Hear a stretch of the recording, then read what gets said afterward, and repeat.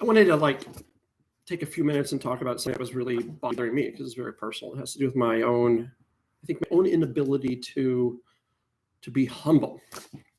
Chazal tells us that Yaakov Avinu prepared himself in 3 ways: Teffilah, Doron and Milchama, gifts, and prayer. Those reversed. It occurred to me, what is Doron? And I thought about that a lot, and I wanted to look that up in the Chumash. And Rashi says Doron was gifts, but Doron is much more than just giving. It is a deference and an act of subservience that is more than being humble. It's actually laying yourself down in a way to neutralize antagonistic people who might not like you. In this case, Yaakov and Esav. Yaakov Avinu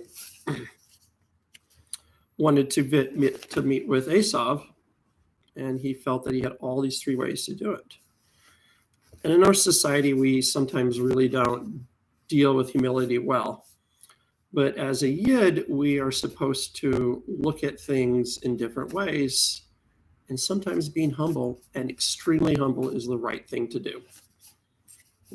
For a lot of people, it might seem inconsistent. We should be proud to be Jewish. We should, act in a certain way that makes it clear that we are Yidden.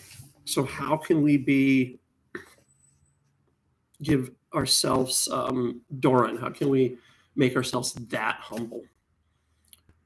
And I understand this.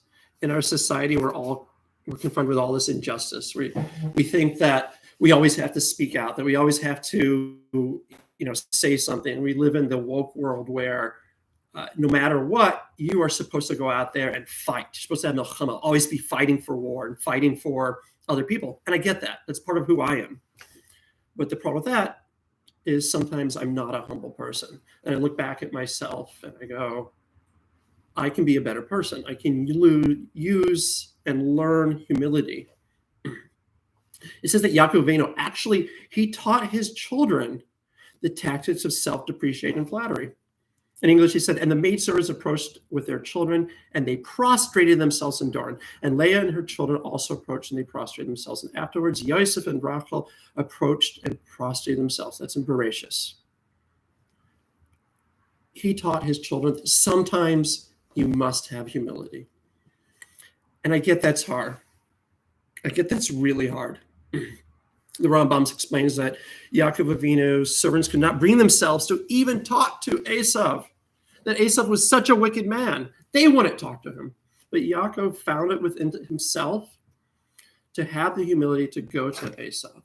We know the rest. But he prepared himself to be humble, and sometimes for the protection of Klal Yisrael, sometimes for our own protection. Maybe we need to be humble. And sometimes we need to be humble because we're just wrong. And I'd like you to consider that everybody, to some extent, needs to be more humble. Me, for sure. But maybe it's something we all can learn. Be well.